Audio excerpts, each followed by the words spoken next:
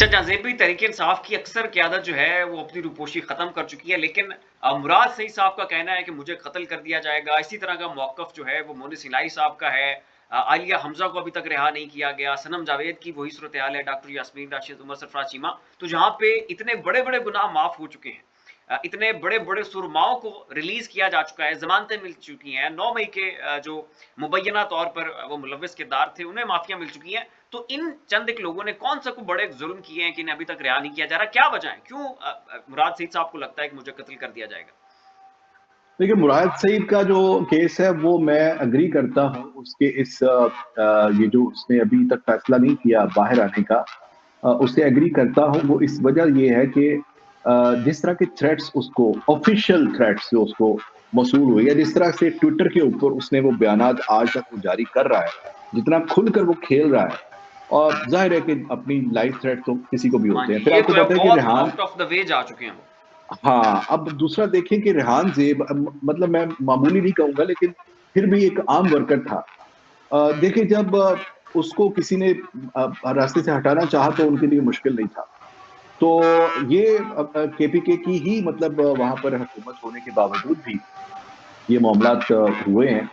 तो मेरे ख़्याल से ये फ़िलहाल उनका बेहतर फ़ैसला है। मोनिस इलाही समहाउ उसी का शिकार है जिसमें उनके वालिद साहब अभी तक अंदर हैं और वो वजह वही है कि वफ़ादारी, शेरी खान के साथ वफ़ादारी। आज आप तब्दील कर लें तो आप फारिग हैं, आपके सारे केसेज़ फारिग हैं, रद्दी की टोकरी है सर। जो दूसरी ख़वातीन की आपने बात की सर वफ़ादारी सबसे बड़ा गुनाह, सबसे बड़ा गुनाह। डॉक्टर यास्मीन राशिद हो गई या ये जितनी भी ख़वातीन आपने गिनवाए नाम, मुझे इनमें इमरान खान से वफ़ादारी कम और अपने वतन से वफ़ादारी ज़्यादा नज़र आती है। इनकी आप बातें सुन लें, आप जाकर कभी भी इनकी बातें माज़ी में भी और आइन, पाकिस्तान में कानून, आज़ादी, पाकिस्तान की खुद मुख्तारी, ये वो और अगर ये बातें इमरान खान के साथ आप नफ़ी करते हैं तो इसका मतलब है कि बाकियों के पास कुछ नहीं पड़ा। ये तो हर मुहिब्बे वतन पाकिस्तानी का ऐलान है और इन इन ऐलानात के ऊपर ही इनको अंदर रखा हुआ है। शर्म वाली बात है कि आलिया को मेरे ख़्याल से ये आलिया को भी और जो दूसरी हैं सनम अपनी जावेद। सनम जावेद को मिलकर मिला के इनको मेरे ख़्याल से करीब 1 साल होने वाला अब। जी, आप ऐसे ही अंदाज़ा है। करें कि 1 साल हो जाए आप सियासी कैदी बनाए। किसी मुल्क में मुझे मुझे नहीं लगता कोई मिसाल ऐसी मिली हाँ, उनके आप क्लिप्स और देखें, उनकी आप फुटेज देखें, ऐसे हशाश-बशास मैं वही ऐसे कहने वाला था कि मोटिवेटेड आज और मैं आज जाज़िबी डॉक्टर माज़रत यास्मीन एक कैप्शन जी, पढ़ जी, रहा जी। था, वो वहाँ पे लिखा हुआ था कि आप इनके सपोर्टर को नहीं तोड़ सके हैं, तो खान साहब को तोड़ना तो बड़ी दूर की बात है। ऐसे ही है। तो आज की जो डॉक्टर यास्मीन राशिद की आपने अगर फुटेज देखी हो, एक तस्वीर उनकी, जी, जी, आपको देखिए। एक एक जगह पे भी डॉक्टर साहिबा ये 1 साल के बाद बता रहा हूँ मैं, वो जो कैंसर की मरीज़ा हैं, जी। वो जो तमाम दूसरे प्रॉब्लम है, 70 एज साल फैक्टर एक उम्र हो बहुत बड़ी चुकी है बात उनकी। है। जी। हाँ, इसके बावजूद सर कैमरे के सामने कहीं पर आप उनको उदास नहीं देखोगे, मुस्कुरा रही होंगी जी। और हौसला दे रही होंगी और ऐसे आँखों ही। में आँखें डाल के बोल रही होंगी। ये वो ख़वातीन हैं तो वाक़ई वो बात की अच्छा फिर आप ये ना कहें कि जो खान के वर्कर को नहीं तोड़ पाए, आप ये कहें कि जो पाकिस्तान की औरतों को नहीं तोड़ पाए, वो मर्दों को ऐसे ही। तोड़ेंगे, वो खान को तोड़ेंगे। और फिर ये भी तो देखिए कि ये वो लोग हैं जिनका ताल्लुक एलीट क्लास से है। ज़िंदगी में कभी इन्होंने कोई शोहरत सर, बर्दाश्त नहीं की। मैं कहता हूँ इसके अलावा उनकी आप सियासी बैकग्राउंड देख लें। सनम जी। जावेद का कौन था सियासत में? ऐसे ही। डॉक्टर यास्मीन राशिदा जो है उनका आप देख लें जाके वो कौन थी मतलब उनकी बैकग्राउंड में कहाँ सियासत जुड़ती है। ये जी। नज़रियाती लोग हैं और ये नज़रिए के साथ जुड़े लोग हैं। ये नहीं इतनी जल्दी आप तोड़ सकते। हाँ, जो कारोबारी लोग हैं, जिन्होंने एक दिन में प्रेस कॉन्फ्रेंस कर ली और आज़ादी ले ली, वो आए ही खान साहब के साथ सियासत और कारोबार दोनों करने थे। तो दोनों तो नहीं हो सकते, ख़ास तौर पे खान जैसे बंदे के साथ एक ही चीज़ होगी। तो इन औरतों ने इस चीज़ का इंतखाब किया। मोनिस इलाही को मैं कहना चाहूँगा जी सलाम पेश करता हूँ मैं उस बंदे की इस्तकामत को। वालिद ज़ईफ़ कि जिसके आए दिन खबरें आती हैं, कभी बाथरूम में गिर गए हैं, कभी बीपी हाई हो गया है, हालत उनकी आप देख सकते हैं फुटेज की। इसके बावजूद एक ऐसा शख्स कि जो अभी मतलब जवान है मोनिस की बात करता हूँ मैं, आगे उसकी पूरी ज़िंदगी पड़ी हुई है। जिस तरह से अबैंडन्ड उसको एक डिक्लेयर किया जा रहा है कि जनाब बस उसका फ्यूचर नहीं है और ये है, वो है। फिर भी उसका खड़े रहना, मैं जी। समझता हूँ जी सलाम है, सलाम है। अच्छा, आपको नहीं लगता जाज़ेबी कि खान साहब खुद चाहते ही नहीं है कि उनके मामलात सेट हो जाएँ, वो जेल से निकल आएँ? देखिए अभी रमज़ान चल रहा था तो उस दौरान तहरीक-ए-इंसाफ के खुद अपने वकला ने बाकायदा तौर पर अनाउंस कर दिया कि खान साहब जो हैं वो ईद जो है घर करेंगे।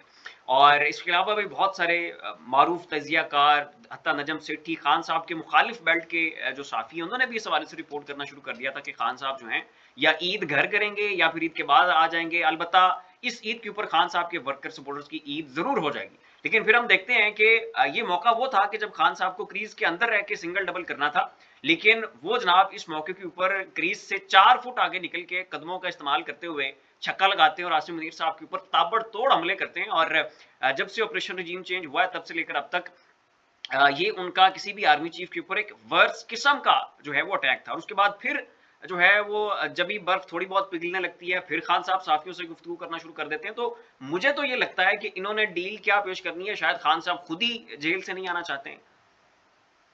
आपकी इस बात का जवाब मैं यूं देता हूं कि इसका पहले तो मैं जवाब देता हूं हाँ, मुझे भी ये लगता है 100%, क्योंकि खान साहब की जो कुछ बातें मुझे याद हैं और पिछले दिनों भी, अब देखिए, अब सहाफी या जो तज्जियाकार होता है, ये कोशिश करते हैं हम लोग, ये हमने उनकी बातों से, अंदाज गुफ्तगू से ही कुछ चीजें हमने पिक करनी होती हैं। खान साहब का अपना मूड कोई नहीं अभी फिलहाल बाहर, और वजूहात बहुत सारी वजूहात है। एक तो ये है कि जिसने अंदर रखा हुआ है वही रख के देख लो, अगर इस तरह मुझे तोड़ सकते हो तो तोड़ के देख लो, कर लो अपना शौक पूरा। दूसरा, खान साहब को पता है उनके जो सियासी हरीफ है ना सर, वो किसी भी हद तक जा सकते हैं। खान को खत्म करने के लिए वो किसी भी हद तक जा सकते हैं। मेरा अपना जाती एनालिसिस ये कहता है कि Khan is more secure in the jail than outside of the jail, मुझे लगता है, ये तो मेरा है जाती ख्याल ये जी।